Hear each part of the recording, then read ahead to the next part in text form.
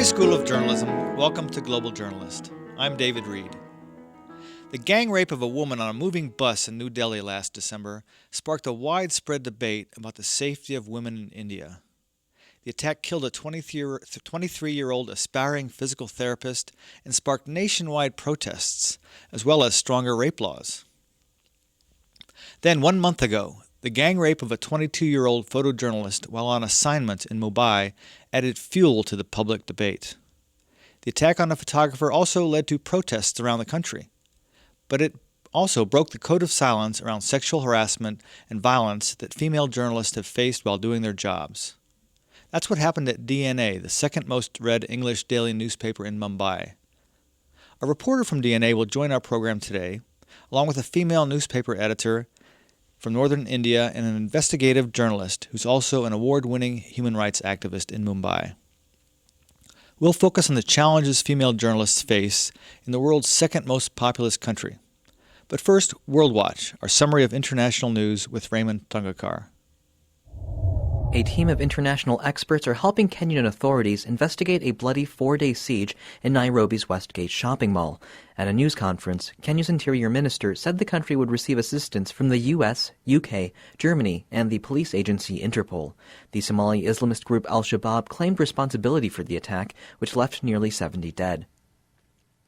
More than 300 people have been killed by a devastating earthquake that struck Pakistan on Tuesday. The magnitude 7.7 quake struck the western province of Baluchistan, with tremors felt as far away as New Delhi. The earthquake was so strong that it reportedly created a mud island in the Arabian Sea. The Pakistani army is deploying additional troops to the region to aid in relief efforts. U.S. Secretary of State John Kerry is scheduled to meet with his Iranian counterpart today to discuss Iran's nuclear program. The two will be joined by foreign ministers from Britain, France, Russia, China, and Germany. This will mark the first direct meeting between a U.S. Secretary of State and Iranian foreign minister in 6 years. And that's it for World Watch. Thank you, Raymond. On the line now from Mumbai are DNA reporter Yogesh Pawar and Teesta Setalvad. She's an investigative reporter, author, and award-winning social and human rights activist. And joining us from the northern province is Sunita, Aron, a senior editor with the Hindustan Times, an English-language daily newspaper with nearly 4 million readers. Welcome to Global Journalist. Hi. Thank you. So earlier this Hello. month... Hi. Welcome. So earlier this month, the 4 men who were found guilty of fatally raping the young woman on a bus in New Delhi were sentenced to death by hanging. Yogesh, could you give us an update on the case against the suspects in the photojournalist's rape case? Well, in that case, given the kind of outrage that was already there in the country and in the city itself after the Delhi incident and the glare that has been on such incidents, the police moved rather swiftly and all the suspects were quickly nabbed and in a very swift operation in spite of having very few clues to go by, and the police moved very fast. But now they've established a fast-track court, and the fast-track court has set itself a deadline of 90 days to hear the case in. And the police say they have a watertight case against these suspects, and they will be able to ensure that justice is done to this survivor.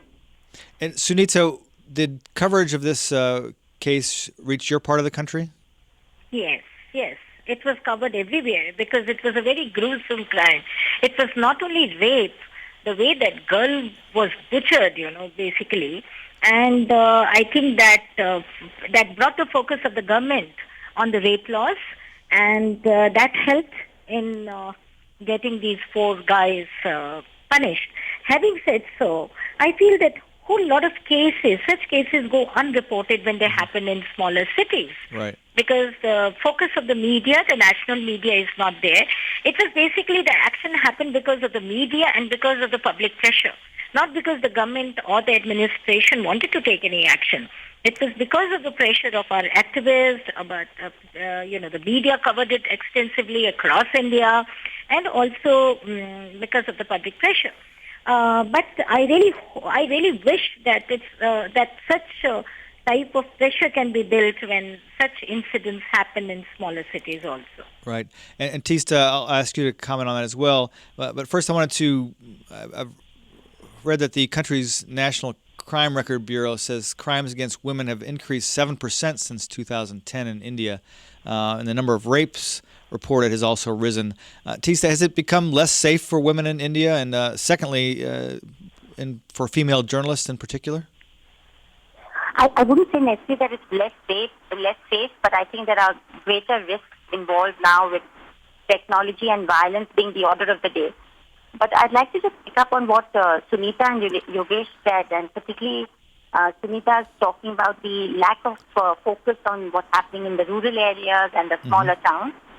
And I think we need to, while the media played a sterling job when it came to the Delhi and the Mumbai incident, I think we need to introspect a little bit, and I consider myself as part of the media, as to why we are not able to do justice to coverage outside the larger cities. Are we too market-driven? Are we too corporate-driven? Because I think individual reporters want to go, but somehow they're not given the mandate by their organizations, and therefore these focuses are often missed. I remember one case of this Dalit family that was butchered. It's called the Kailanji rape case in 2006. 120 kilometers from Nagpur, and it got hardly any national coverage. Yogesh, do you? I remember this incident very well because, Nagpur, it is a central town of India, and none of the journalists there decided to go there and investigate this incident. It was brushed aside as a small crime brief. And I was one of the first national journalists. I used to be with a television channel then, and I was one of the first national journalists to go there. A woman, just because she was from the scheduled caste, from a lower caste, the upper caste wanted to grab her land, and when she resisted, she and her daughter were raped. They were mutilated very badly, murdered and mutilated, and their dead body was dragged through the whole village. Can you imagine the kind of barbarism that was involved? That's but terrible. In spite of that, it took a long while for the media to even wake up to the fact that something like this had happened. Sunita, Teesta is right about this, that these incidents do not get as highlighted as much. And the worst is when men in uniform and hoodlums belonging to various political parties go around being involved in crimes against women like this. These are very often sought to be hushed up, as Teesta herself has fought rather valiantly against the hegemony of the state, if one may call it that. So if you see in Gujarat during the riots, the kind of horror that was unleashed against women, some of these cases have to be transferred out of that state. There were 180 cases of brute gender violence in Gujarat. Can you say that again? Absolutely. Go on. There were 183 cases of brute gender violence officially registered in Gujarat during the 2002 pogrom. And yet, it's one of those hidden narratives that we just don't talk about. The only conviction we've had are in 3 cases, the Bilkis Bano case, the Anjanwa case, and the Naroda Patia case. Otherwise, 183 girls and women were violated because they were Muslim young girls and women as a symbol of their community honor. Okay. And the rapists have gone unpunished. Now, Sunita, I wanted to ask you about, you mentioned this earlier, this increase in the number of rape cases in India. Do you think it's because they're starting to be reported now more? Is that possible? That people are coming forward? I do think so. Yes, I personally feel, because I'm not too much of a data person. I don't believe in figures so much. But definitely now women are more gutsy to report, to fight. There is less stigma. I will not say there is no stigma attached to rape cases, but there is less stigma. Earlier, parents wanted to brush under the carpet such cases, and they didn't want the daughters, the people to know that it has happened with their daughter or somebody they know, or a friend, or a wife or somebody. But now people are willing to come and talk to the people, go to the court, fight the cases there. So there is a difference. Otherwise, like in a state like northern India, this Uttar Pradesh, where there has been so much of feudalism. The girls were picked up, they were taken away by the upper caste people. Dalits suffered so much. But those cases went away unreported. And it became a part of some research somewhere. But otherwise, if you see it in the police files, such cases hardly figured. But now I think our lower sections are getting a voice, and this is a very good thing which is happening, but there has to be an end to such cases. Right. There has to be an end to. Teesta, let's put this in perspective. Now, you've been a journalist for quite a long time, and you started out as a reporter. In your own experiences, how bad was it in the early years, and has it gotten better to be a female journalist in India?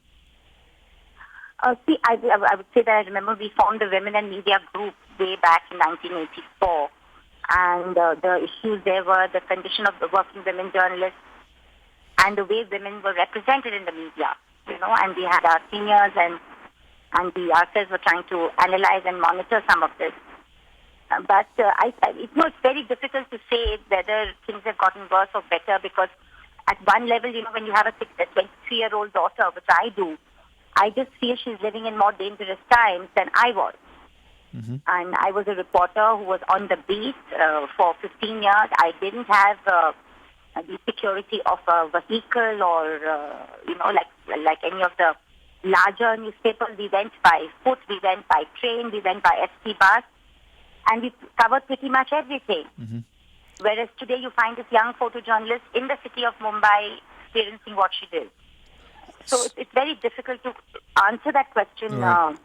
Holistically, but I think, technology and the access to arms and a certain impunity that we have to violence in general has made it much more difficult for women in general and girls in general. And I would say, David, yes, if I can come in there. Yes.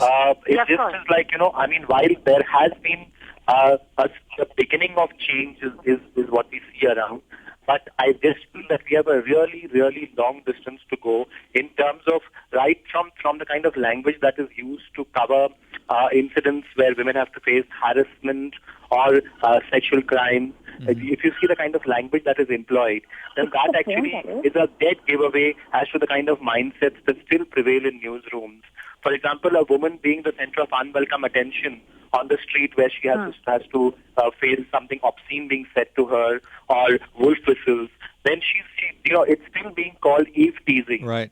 And the very fact that a word like that is used connotes that it's something very harmless and something to be, it still comes from the mindset where the lady is protesting far too much. Right. It comes from that kind of a mindset. Whereas actually what this amounts to is harassment, and if the police and if the judicial system and the law process was able to ensure women that action would be taken like it is there in the law and that was upheld, then maybe we'll be able to curb this. But right now, if the media itself goes around reporting incidents like this with this kind of language, then it comes to watering it down and taking away some of the seriousness of what's actually some of the most unacceptable, heinous thing to happen. Right. Sunita... somewhere, David, I would like to add one thing to what he said. What is happening is, as girls are progressing and they're coming out, the mindsets have not changed. Now, we have something called CAPS and panchayats. Now, suddenly we hear more of, these diktats coming out, don't wear jeans, don't use cell phones. Recently, we had problem in western part of our state because the two communities are clashing and they're using women as their target. So the eve-teasing cases have gone up.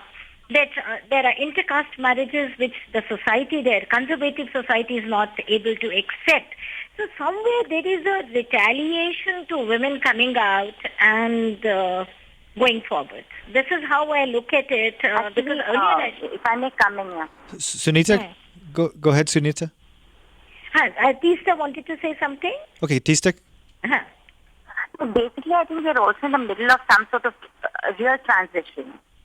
You have young women, actually, even after they're sometimes survivors of brute violence, like you had in the Mumbai case, speaking out very, very courageously and said that we don't want to be treated as a victim, we want to be treated as a survivor.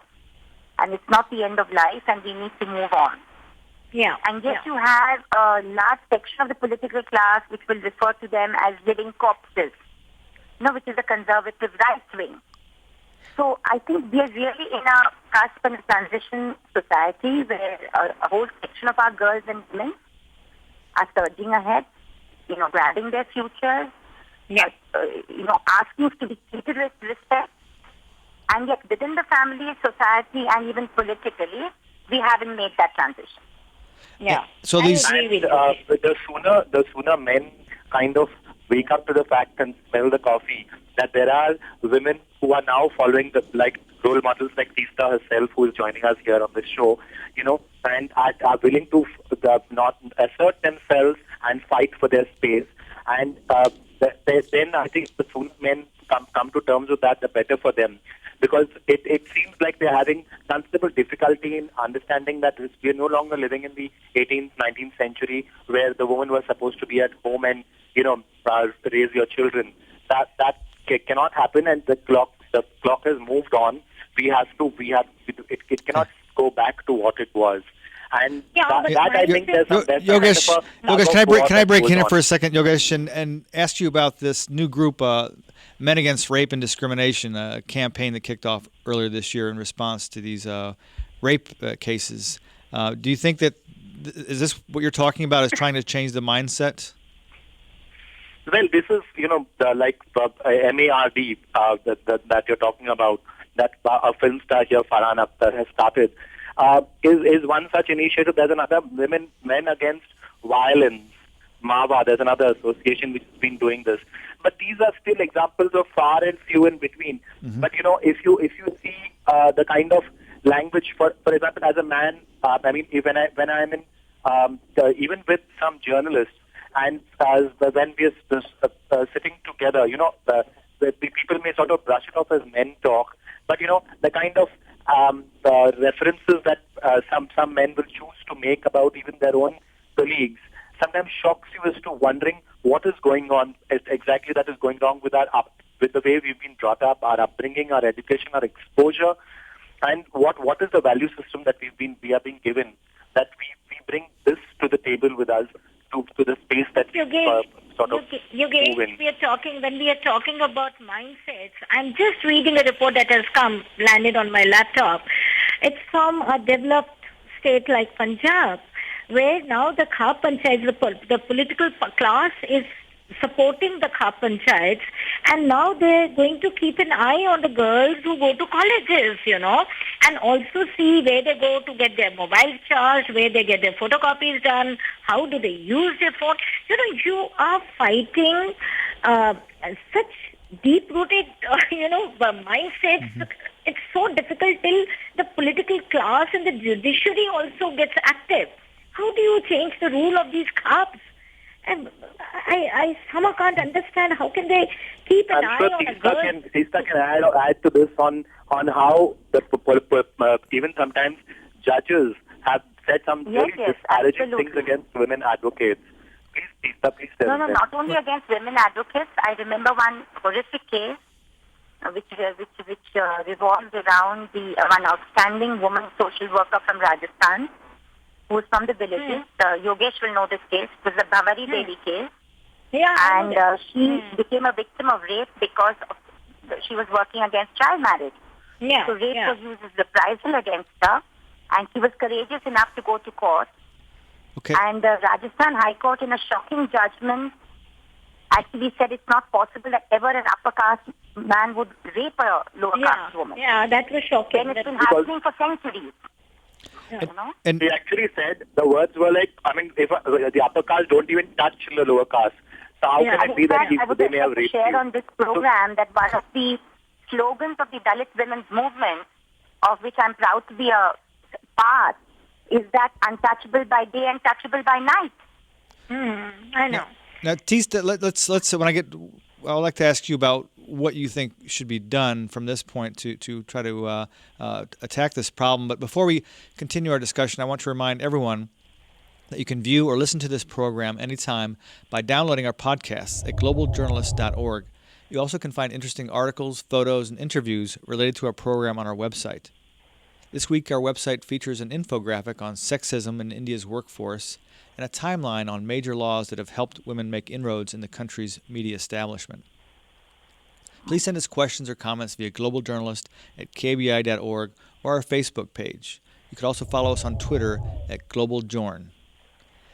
Teesta, now there has been some laws passed in the past few years, and also this year the Workplace Discrimination Act. Well, is that going to help, or are those just empty laws? No, I think laws help us to the extent that they're taking the intent of the state that believes in democracy, republicanism, etc. But as we know, laws by themselves are not good enough. You have to have the enabling provisions to enable young girls, women, and their families to access the law. And that's where the problem arises, because the law and order machinery itself has a very, very gender-biased mindset. So here we are then now talking about police women and men who need to be sensitized. Then we are talking about judicial officers who need to be sensitized. And we are also talking about the family ourselves and how we bring up our boy children and our girl children. Mm-hmm. And I think that's really a fundamental issue in India, that we privilege our boy children from the day they're born. We actually bring them up as if they are, they could do no wrong, whereas the girl is burdened with too much responsibility. So I think that all these things need to be done, and it's a tall order, but I really think the kind of language I heard spoken, and one is always criticizing the media at other levels, but I was very refreshed to see that after the December tragedy, ridiculous sexist statements against young women were not permitted by the young protesters. Mm-hmm. They were outraged by it. And I think this is several steps forward. And Yogesh, you wanted to add something? I was just saying that as a parent and as someone who's been tracking this issue for many years, I just feel that while there is a lot that is being told to women, even now, the moment something like this happens, like recently there was this huge festival in Mumbai where they get an idol of Ganesh and he's installed for 10 days. And it was in that a photojournalist actually found a series of photographs of a girl being groped. This was after this whole outrage and outcry against this incident. The photojournalist, yet this continues to happen. But I am just saying that the point is when people photographs, even some of the male journalists in the newsroom, this was done by another organization midday, but when the male journalist looked at it, said, but then she shouldn't have gone to this area. That was the first reaction that one heard. I'm just saying that we need to it is high time we stop telling women about what they are wearing, where they are, and what times they come and how they sit and stand or whatever. And we need to work with the young boy himself and start work with gender sensitizing him in every single thing that we do. Right from the kind of toys we give them to the way they are spoken to how we laugh at them if they cry. All these things need to change. And unless and until we don't do that, then we are in for more trouble, because children are picking up from their adults what they see happening around them, and they role model themselves around the same young men that they see around. And so then we have an even larger problem, and then this will perpetuate. We are sort of caught in a vicious cycle like that. And Teesta, have you noticed any change in the way women are portrayed in mass media, for instance, Bollywood, or is Bollywood perpetuating these stereotypes that you're... Bollywood is doing both things, I think. I think there's certainly a lot of perpetuation of the stereotype, and then there are the occasional 5, 10, 20% of films that break away. So it reflects, I think, the cut we are at and the kind of, as a society, in fact, we live like a schizophrenic one. There's a section of us which is breaking out, where girls are making their choices, are asking to be treated with dignity, and yet there's a whole other section out there which is not very happy with this situation. And Sunita, they seem to be stuck in the 18th century. And Teesta is right about the fact that Bollywood kind of very often has come out with some movies which actually end up glorifying rape, and they have gone out to be runaway hits.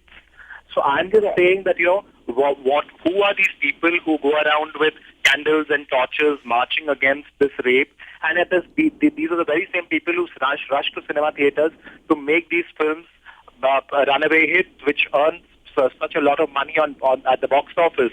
So this kind of schizophrenia cannot work. You will have to start taking a stand and say that enough is enough, and we will not let this go on. And Sunita, do you agree that that Bollywood is to some part of the problem? I do agree that somehow I come from a smaller town, so I feel the item numbers and the language that is being used, it's very sad. Then your television is portraying women as someone who only dresses up and cooks and conspires. Third, I personally feel that there is such good work being... I would like to be a little more positive. I think women, despite all the odds, are doing fantastic job in small towns, in small villages, which need to be highlighted so that it encourages. And fourth, I personally feel that that women has to emerge as a pressure group, and women's safety has to come on the political agenda of this country. Then only we can find some change. Until unless women becomes a pressure group and she becomes a vote bank for some time and pressures the political parties to take the security on their agenda, we should not expect much change. Well, let's wrap this up, Teesta, with a comment from you. Overall, are you optimistic that these horrible cases and the Yes. protests that have followed will lead to real changes in society there that Yes. sensitizes them about No, women's I rights? think some change, yes. Some change, yes. But I think unless I'm sorry. Teesta, go ahead. Outrage. Teesta, could you start again? Sorry. Go ahead. Start again, please. I said some change, yes. But I think unless the same society that is outraged by Delhi and Mumbai also starts asking questions why so many Indians, particularly the better off, well-off upper caste and upper class communities, are killing girl children before they are born, unless those questions are asked, just talking about women's security later on is not going to help. Our census figures are showing that we are killing girl children before they are born in large numbers. That's terrible. And this is not the poor of India. This is the rich privileged class. So I think it's a connected issue. We can't just link it to security and leave it at that. It's how we look at our girls right up to when they are women and old women. And only if we look at it in this way are we going to be able to deal with it. Okay. And I'd like to appeal to the media in India that we need to get out of looking at just our cities and turn the media glare to our smaller cities and our villages. Okay. Well, let's leave that there. I appreciate the three of you for joining us for this discussion. Can I add a line before you conclude? I just want to tell you that in a small place like this, 50% of my staff they are girls and they work till late night. So you do see a forward movement. Okay. Well, hope you and your colleagues stay safe out there, and I know that all of your media organizations are taking precautions on behalf of your employees. Yes. Okay. That we do. So Global Journalist is produced by the Reynolds Journalism Institute and the Missouri School of Journalism. Joining us today were Hindustan Times editor Sunita Aron, editor-activist Teesta Setalvad, and DNA newspaper reporter Yogesh Pawar. Global Journalist is directed by Travis McMillan, audio by Pat Akers. Raymond Tungakar is our executive producer. Zara Rasul was this week's lead producer. Join us again next week for another Global Journalist. I'm David Reed.